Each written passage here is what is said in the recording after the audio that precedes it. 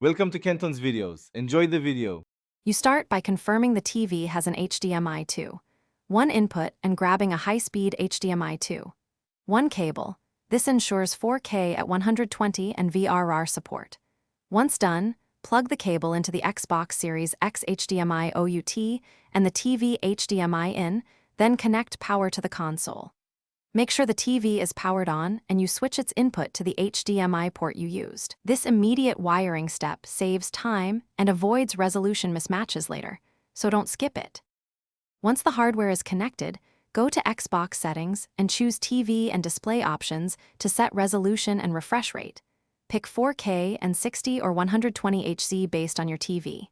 Enable HDR and variable refresh rate if supported so games look and feel smoother. Next, configure audio output. Choose HDMI audio and a compatible bitstream format, or route sound through the TV's eARC port to a soundbar. These steps align the console's output to the TV's capabilities and prevent mismatched video or audio formats.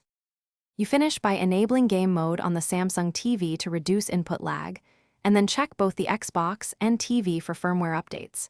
Install them and restart both devices. Make sure HDR calibration is satisfactory in the Xbox display settings and adjust color depth if needed.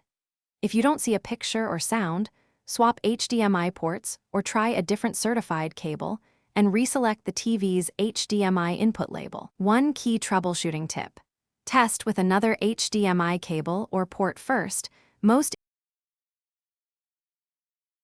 Thanks for watching. Consider subscribing if we helped you.